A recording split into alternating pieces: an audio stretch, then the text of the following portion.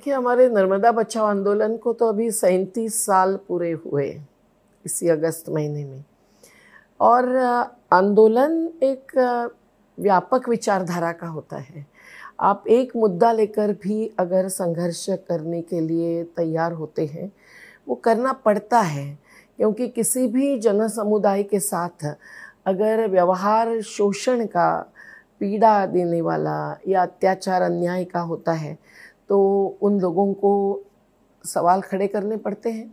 और इसके लिए हमारे जैसे पढ़े लिखे लोग एक दुआ बन सकते हैं। वो हमारा कर्तव्य होता है नागरिक के नाते, संविधान के तहत।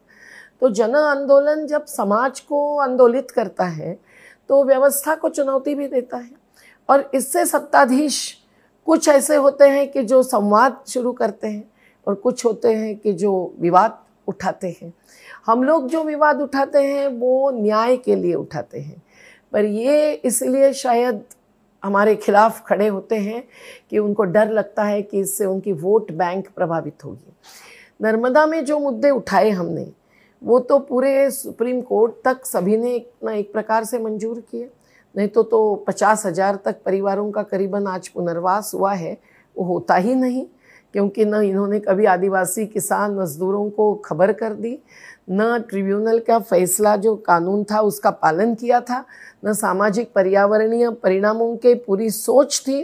और इसलिए विश्व बैंक भी हट गई। जब उन्होंने उसका पूरा अभ्यास किया तब उन्होंने तय किया कि ये विनाशकारी परियोजना है और अयोग्य मार्ग से ही पूरी हो सकती है। ये कहते हुए उन्होंने अपना फंड रुकवाया, मतलब सरकार से ही एक प्रकार से विड्रॉ करवाया, जैसे इस्तीफा दिलाते हैं अगर निकाल देना है किसी कर्मचारी को।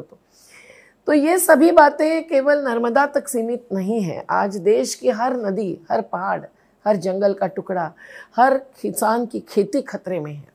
और ये प्रकृति पर जीने वाले समुदायों के साथ जब हमें खड़ा रहना पड़ता है तो किसी न किसी विकास के नाम पर ढकेली जा रही परियोजना, जिसमें कानूनों का भी उल्लंघन होता है, संविधान का उल्लंघन होता है, उस पर अगर हम सवाल उठाए तो ये कहते हैं हम विकास विरोधी ही नहीं, राष्ट्र विरोधी है। उसे लगता है कि आज भारतीय जनता पार्टी के केंद्र में बैठी हुई सरकार एक एक आंदोलनकारी को, आंदोलन जीवी तो अच्छा कहा हमने मंजूर किया कि जीवन का हिस्सा है आंदोलन, लेकिन जो टारगेट कर रहे हैं, लक्ष्य बना रहे हैं, वो इसीलिए कि उनको ये सहन नहीं होता, उनमें ये संवादशीलता नहीं दिखती और संवेदना नहीं दिखती है कि जो मुद्दे उठा रहे हैं वो सही है या नहीं। तो उनमें से भी कुछ मंत्री ऐसे रहे हैं जिन्होंने हमारे साथ बातचीत की। कभी अडवाणी जी ने पूरी सुनवाई की थी हमारी, सोनिया गांधी जी ने तो की ही थी, दिग्विजय सिंह जी ने की थी और बहुत सारे प्रधानमंत्रियों ने की थी, पर मोदी जी ने कभी भी बातचीत नहीं की। लेकिन बातचीत नहीं करते हैं तो भी हम संघर्ष से आगे बढ़ते हैं, तो कुछ निकाल आता है, कुछ आदेश निकालते हैं, अमल करना पड़ता है, नहीं तो कोर्ट के फैसलों का भी अमल नहीं होता है। ये करते करते आज ऐसा हुआ है कि नर्मदा में भी पुनर्वास अभी तक 1000 से ज़्यादा लोगों का बाकी है और जिन्हों पुनर्वसित किया है वहाँ सुविधाएं देना बाकी है। ये सब कोर्ट के आदेशों की अवमाननाएं हैं।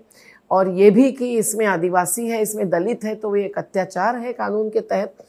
ये भी कि नर्मदा के जो लाभ मिलने वाले थे वो लाभ नहीं मिल रहे हैं सही, इसीलिए मध्य प्रदेश और महाराष्ट्र बिजली केवल मिलने वाली थी इन दोनों राज्यों को, जिसमें सबसे ज़्यादा डूब का क्षेत्र है। हज़ारों गांव, हज़ारों परिवार, सैकड़ों गांव, 193 मध्य प्रदेश में, 33 महाराष्ट्र में, और जंगल हज़ारों हेक्टर का, खेती हज़ारों हेक्टर की। लेकिन आज उन्हें बिजली के बदले पैसे की मांग करनी पड़ रही है। क्या भीख मांग रहे हैं? अगर पैसा ही देना था तो फिर बांध की ज़रूरत ही क्या थी। लेकिन बांध जल्दीबाजी में मोदी जी ने सत्ता में आने के बाद 17वें दिन निर्णय लेकर जो पूरा किया, उस समय हज़ारों परिवार गांव में बसे हुए थे।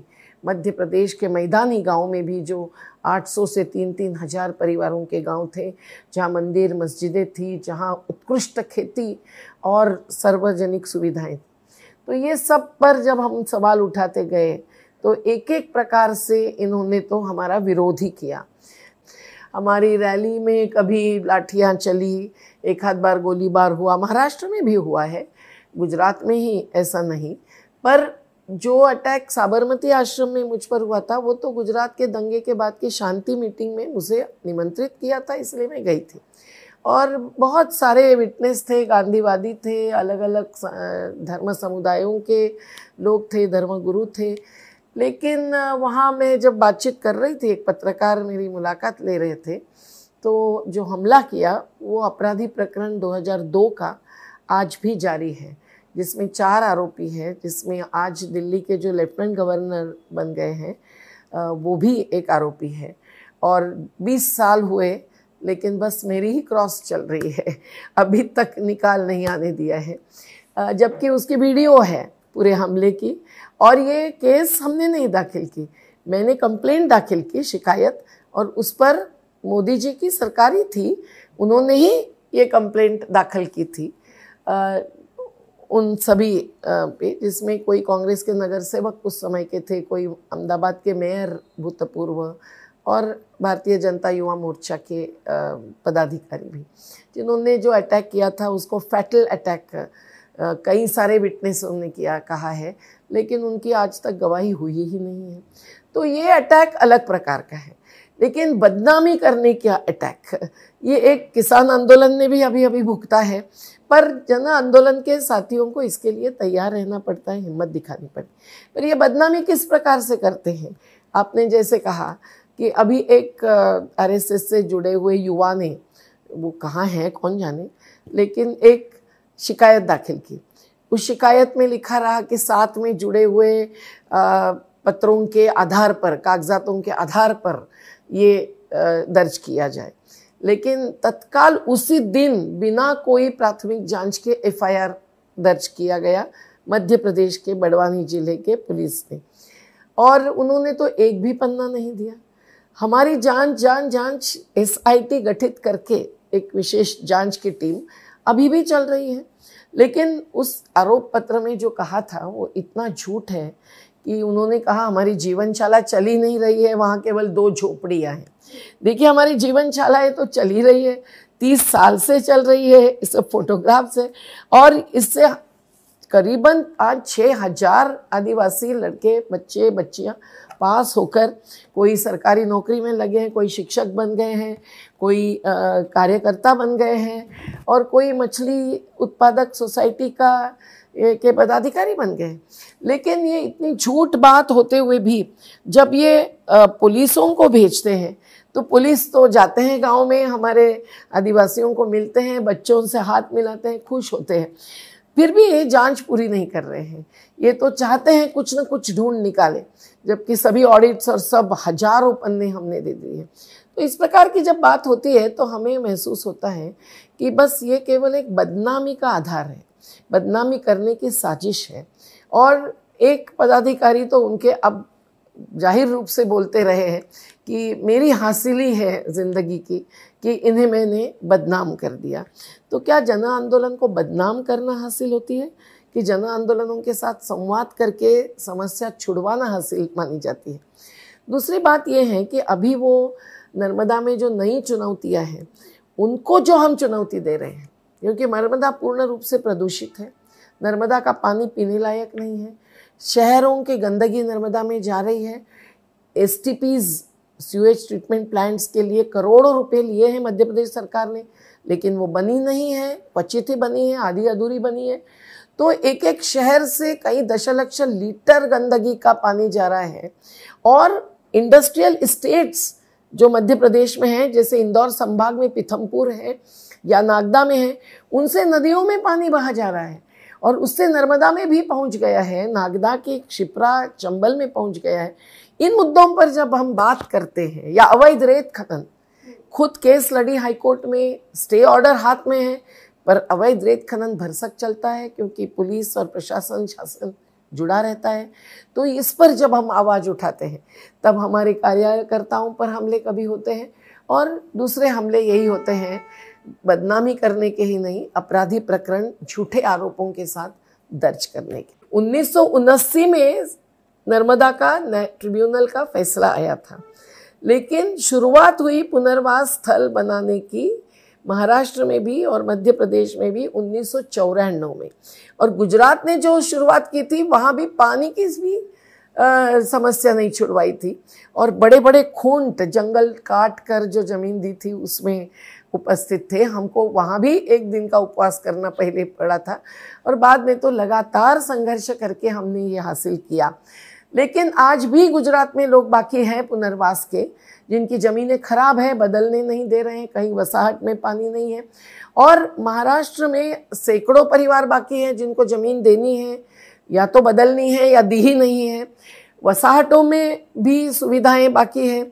मध्य प्रदेश में तो कुछ हजार परिवार ऐसे हैं कि जिनको पात्रता होते हुए लाभ नहीं मिले। 2019 में जब पानी भरा सरदार सरोवर में, तब उससे निकाला जिनको पुलिस और प्रभारी अधिकारियों ने खींचकर और टिन शेड में डाला, वहाँ भी आज सैकड़ों परिवार हैं जिनके पानी बिजली बार बार कट करते हैं। कैसे जीते होंगे लोग।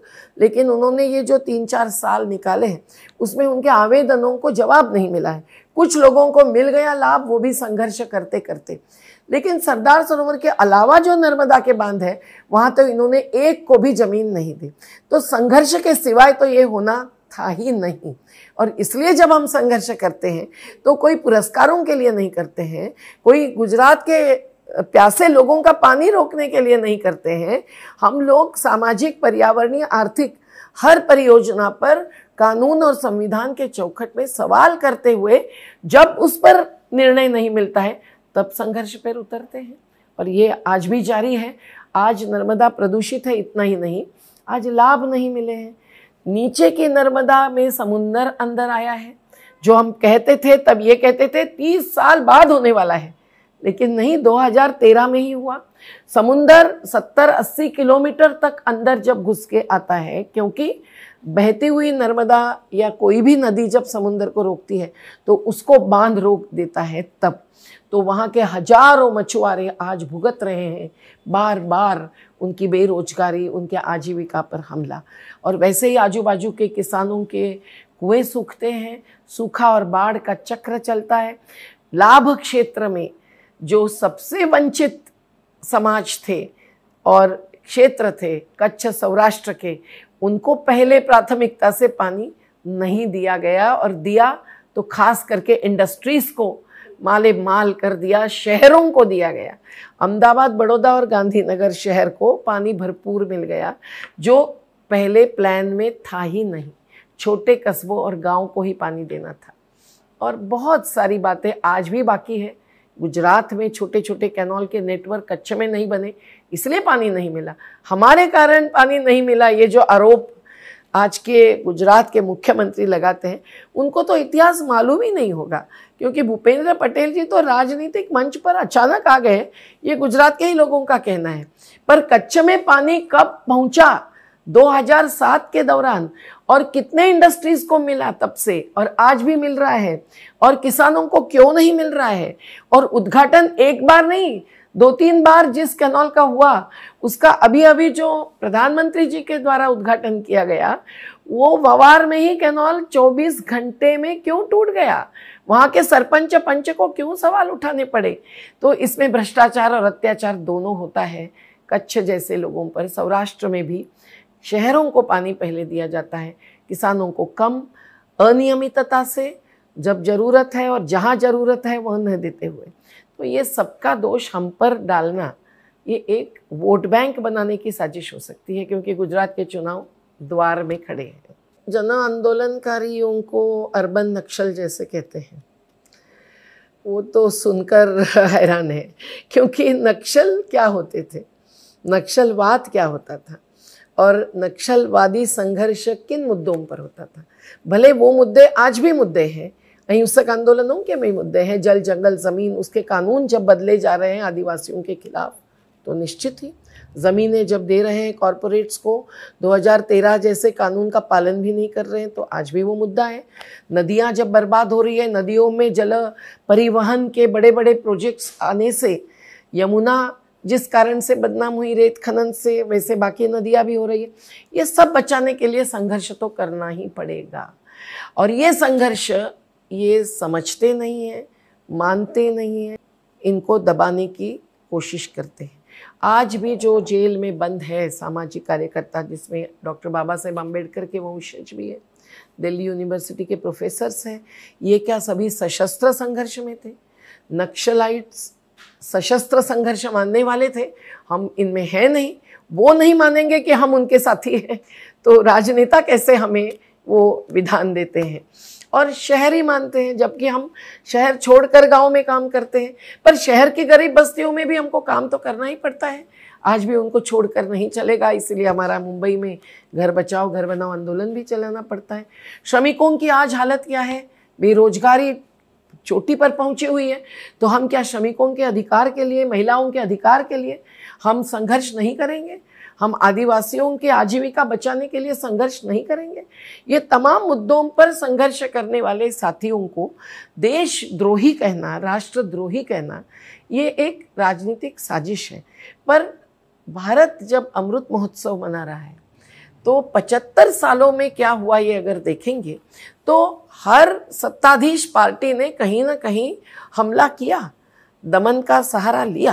पर आज जितना दमन हो रहा है और जिस झूठे प्रकार से इनके हथियार बन गई हैं उनकी ही एजेंसियां, तो फरियादी वही, आरोपी हम, पर वकील वही और न्यायाधीश भी वही। इस प्रकार की न्याय प्रक्रिया को क्या मानेंगे हम? क्या निकलेगा उससे? बेगुनाहों को जेल में डालना, और फिर जमानत भी सही साठ प्रक्रिया से नहीं देते हैं। ये सुप्रीम कोर्ट के U Lalit ji, chief justice of India के कमेंट से ही मालूम पड़ता है। तो ये सब कार्यकर्ताओं के साथ आज हो रहा है, और ये इसलिए कि हम हिम्मत नहीं करें सच्चाई प्रकट करने की, अभिव्यक्ति की, सत्य सामने लाने की।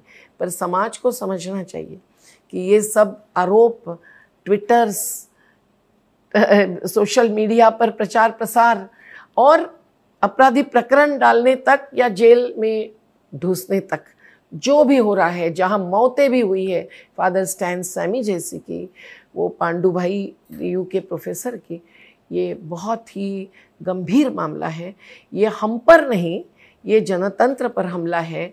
ये सांप्रदायिकता के नाम पर, सर्वधर्म समभाव पर हमला भी है इसमें, और आंदोलनों पर आघात करने के एक तरीके इन्होंने अपनाए हैं। तो मुझे लगता है कि समाज को जागरूक होना चाहिए, सच क्या झूठ क्या ये समझना चाहिए, और आंदोलनों के मुद्दे, आंदोलनों की पूरी प्रक्रिया नज़दीक आकर देखनी चाहिए।